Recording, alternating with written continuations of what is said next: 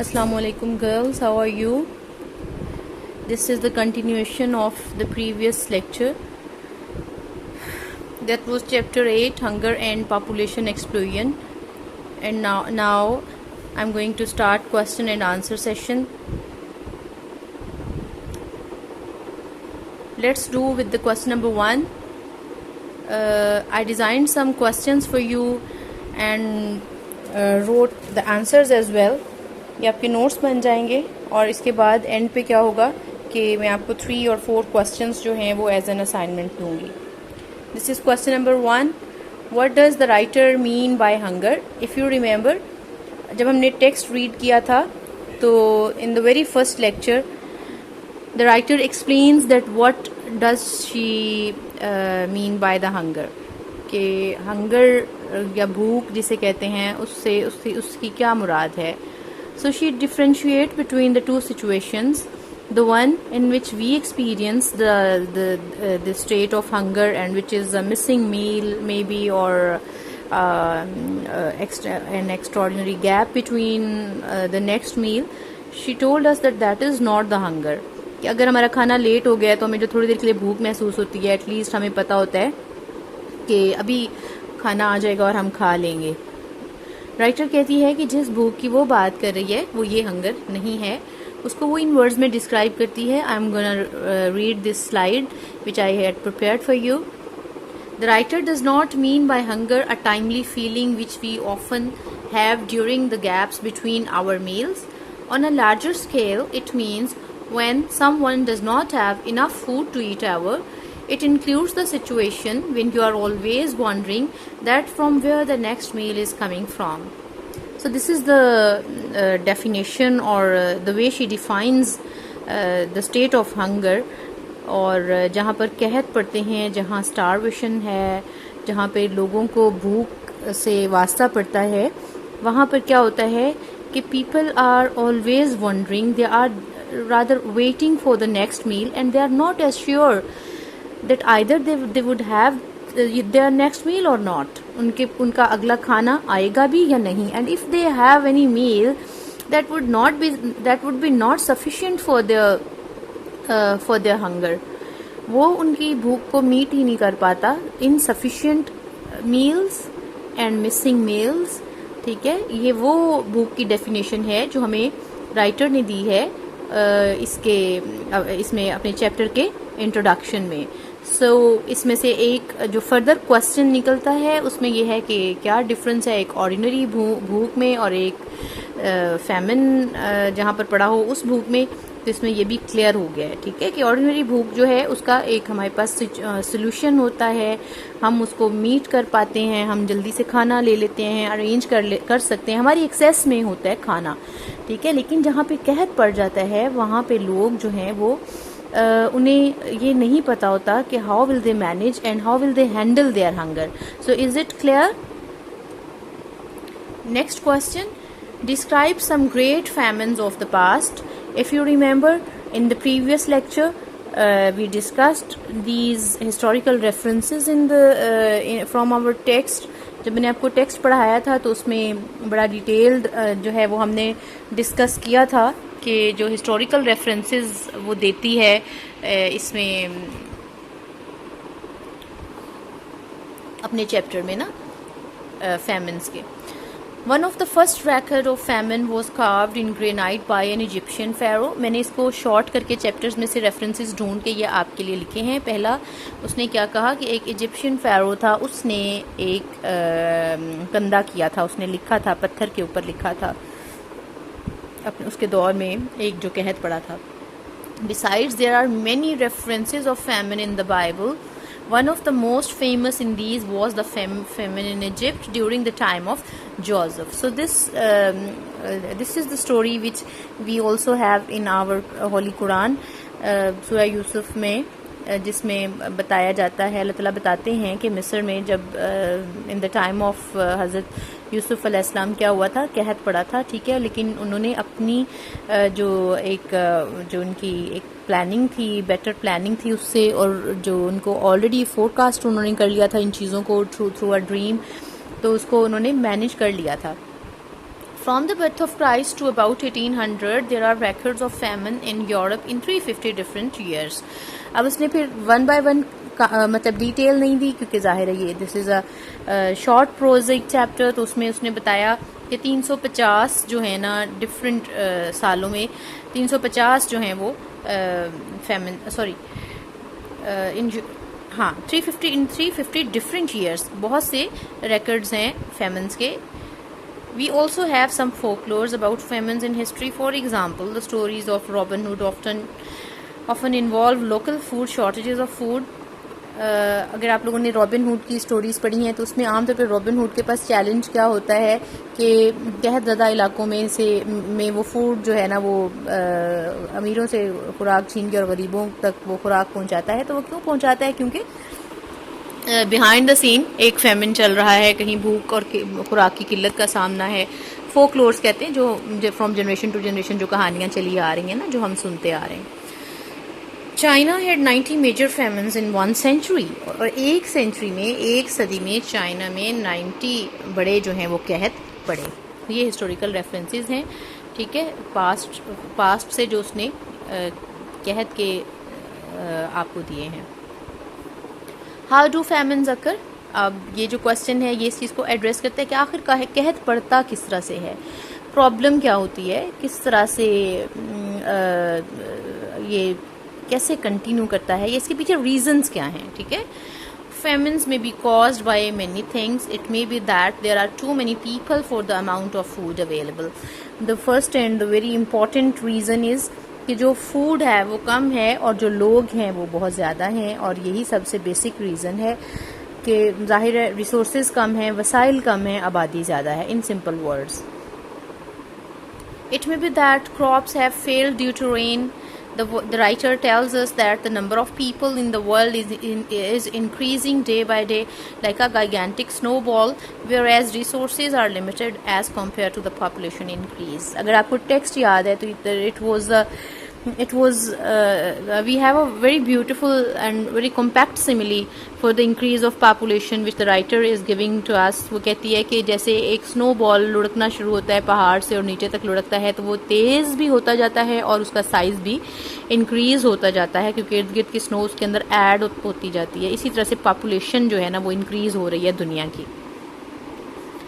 Another reason of famine is the difference between birth rate and death rate. So this is the next reason, and that is the difference between birth rate and death rate. کہ لوگ زیادہ پیدا ہو رہے ہیں دنیا میں اور مرض کم رہے ہیں due to the different vaccination. اچھا ایسا ہوتا کیوں؟ obviously with the passage of time vaccinations, advanced medicines، اس میں کیا لائف جو ہے اس کی لائف سرٹنٹی زیادہ ہو گئی ہے. پہلے جو ہے کیا ہوتا تھا کہ جب بچے پیدا ہی ہوتے تھے تو بہت سی ایسی ڈیزیزز اور ایسے امراض ہوتے تھے کہ جس کی ویکسینیشن نہیں ہوتی تھی اور بچے جیسے 10 میں سے کہتے ہیں کہ کوئی 2 یا 3 بچے جو ہیں نا وہ بڑے ہو پاتے تھے. تو اب ظاہر ہے with the passage of time جو ماڈرن سائنس ہے، جو ٹیکنالوجی ہے اور جو میڈیکل ورلڈ ہے اس میں اتنی ایڈوانس ہو گئی ہے کہ اس کی وجہ سے ڈفرینٹ ویکسینیشنز ڈیولپ ہو چکی ہیں اور میڈیکیشن بہت اچھی ہو گئی ہے. تو اوبویسلی پھر جو لوگوں کا جو ڈیتھ ریٹ ہے وہ کم ہو گیا. Due to different vaccinations and advanced medicines, death rate has been reduced. Besides, birth rate is not controlled as well. These all becomes major reasons of famines in the world. So یہ finger tips پر آپ لوگ اپنے کر لیں، ٹھیک ہے. یہ 4-5 اس نے آپ کو ریزنز بتا دی ہیں کہ قحط آخر کیوں پڑتے ہیں دنیا میں. Next very important question. Give a brief account of the poor economic conditions of underdeveloped countries.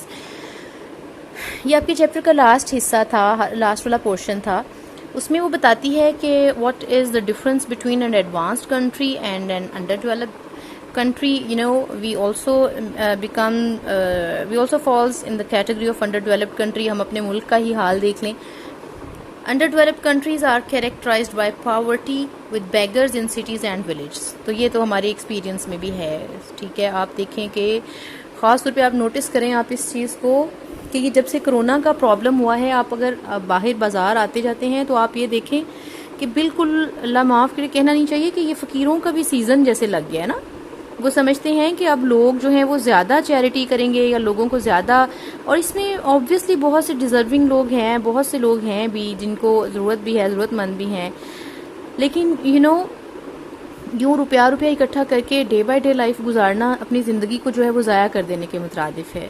They must have some targets. They also look for any work they can do, کوئی بھی ایسا کام. لیکن پھر وہی بات ہے کہ obviously اس situation میں بہت سے لوگ ایسے ہیں جو بے روزگار ہو گئے ہیں، لیکن میں نے بہت سے لوگ خود نوٹس کیے ہیں کہ جنہوں نے اس سچویشن کا فائدہ اٹھایا ہے، انہوں نے اس موقع کا فائدہ اٹھایا ہے کہ چونکہ لوگ جو ہیں اب وہ زیادہ ان کا سافٹ کارنر ہے اور وہ سمجھتے ہیں کہ لوگ اپنی روزی روٹی سے ہاتھ دھو بیٹھے ہیں، تو ہم جو ہے نا یہ بھکاری بن کے جو ہے نا وہ زیادہ اچھا کما لیں گے. تو بہت سے لوگ ہیں جنہوں نے موقع کا فائدہ بھی اٹھایا ہے. تو یہ انڈر ڈیولپڈ کنٹریز میں زیادہ اس طرح سے ہوا ہے. These are the countries lacking factories of their own, usually with inadequate supplies of power and light. So this is also in our experience. ہمارے پاس جو لوکل لیول پر اتنی فیکٹریز نہیں ہیں کہ ہم لوگوں کو امپلائمنٹ دیں، لوگوں کو آکوپیشن دیں. اور اگر فیکٹریز جتنی زیادہ ہوں گی یا جتنے کام کے مواقع اپنے ملک میں زیادہ ہوں گے، اتنی ان امپلائمنٹ جو ہے وہ اس کو ہم ایڈریس کر پائیں گے اور ظاہر ہے لوگ اپنے پاؤں پہ کھڑے ہو پائیں گے. لیکن یہاں پر کیا ہے کہ روزگار کے وسائل بھی بہت کم ہیں، اور اس کے ساتھ ساتھ کیا ہے inadequate supplies of power and light. This is also in our experience. مجھے تو یہ ہمیشہ سے یہ والا اس چیپٹر کا یہ پورشن پڑھ کے ایسے لگتا ہے کہ ہمارے لیے یہ کچھ بھی انفیملیئر نہیں ہے. یہ سارے کریکٹرسٹکس، یہ سارے فیچرز ہمارے لیے بہت فیملیئر ہیں، ہم جانتے ہیں ہمارے ساتھ یہ ہو رہا ہے. کیونکہ یہاں پر دیکھیں آپ پاور سپلائی اور لائٹ کے پرابلمز دیکھ لیں. Hospital, schools and colleges are few and far between. اور جو ہیلتھ فیسلٹیز ہیں اور جو ایجوکیشن فیسلٹیز ہیں عام طور پہ انڈر ڈیولپڈ کنٹریز میں وہ سب سے نیچے رینک کی جاتی ہیں، ان کو زیادہ ایڈریس ہی نہیں کیا جاتا. اور اب آپ یہی دیکھ لیں کہ یہ جب ہمارے ہاں یہ پینڈیمک آیا ہے کرونا کا، تو ہمیں کتنی پرابلمز ہوئی ہیں کیونکہ ہمارے پاس سفیشینٹ جو ہے کیا کہتے ہیں اس کو نہیں تھی، میڈیکل فیسلٹیز نہیں تھیں، تو ہمیں پھر کافی پرابلمز آئے. اور اسی طرح سے ایجوکیشن کو بھی جو ہے انڈر ڈیولپڈ کنٹریز میں اتنا کنسیڈر نہیں کیا جاتا، پرائورٹی پر نہیں ہوتے دونوں سیکٹرز جو ہیں. Most of the people cannot read and write. This is another feature of underdeveloped countries کہ وہاں پہ illiteracy rate جو ہے وہ زیادہ ہوتا ہے.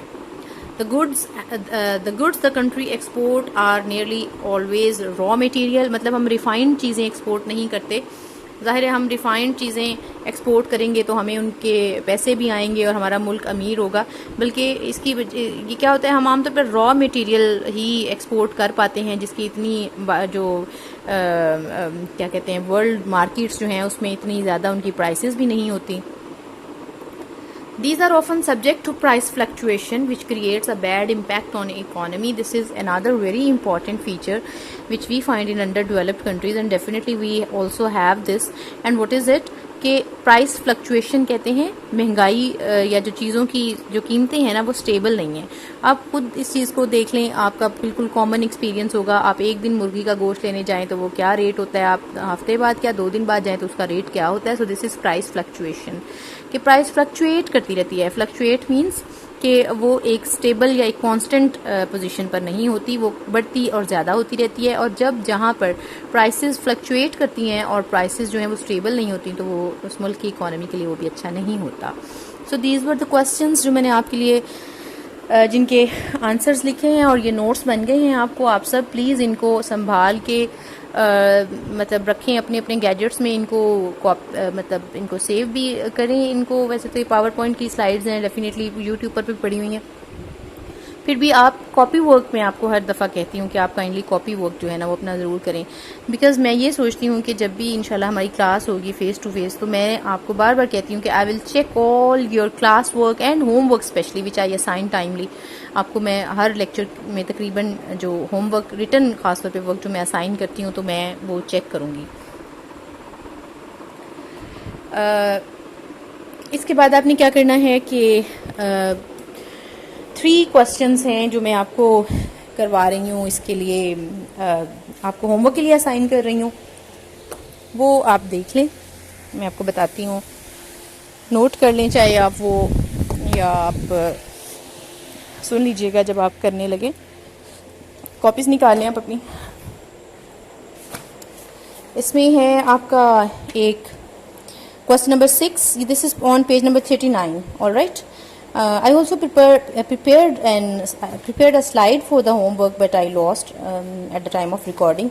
تو اب میں اس لیے آپ کو صرف یہ مارک کروا رہی ہوں. آپ آ جائیں پیج نمبر 39 پر. آپ کی جو ٹیکسٹ بک ہے اس میں آپ نے کویسچن نمبر 6 اور کویسچن نمبر 7 اور کویسچن نمبر 8 یہ 3 questions جو ہے نا, you are supposed to write the answers of these 3 questions in your notebooks. یہ ہو گیا آپ کا chapter 8 complete, hunger and population explosion. ٹھیک ہے, to connect the previous lectures please go on the YouTube channel and look for the previous 2 lectures which are relevant to this lecture. 3 lectures اس پر جو ہیں ہمارے اس چیپٹر پر ان continuation جو ہیں وہ ہوئے ہیں. ٹھیک ہے, 2 میں نے آپ کو ٹیکسٹ پڑھایا ہے, اور یہ جو 3rd one تھا that was the complete exercise especially question answer session. اور اس میں یہ ہے کہ جو آپ کا رہ جاتا ہے یہ MCQs ٹائپ رہ جاتا ہے ہر چیپٹر کا نا, تو اس میں وہ انشاءاللہ جب ہماری فیس ٹو فیس میٹنگز ہوں گی کالج میں, جب ہم اپنی کلاسز لیں گے تو اس میں آپ کو یہ کور کروا دوں گی. ٹھیک ہے, اوکے جی, اپنا خیال رکھیے گا. اللہ حافظ.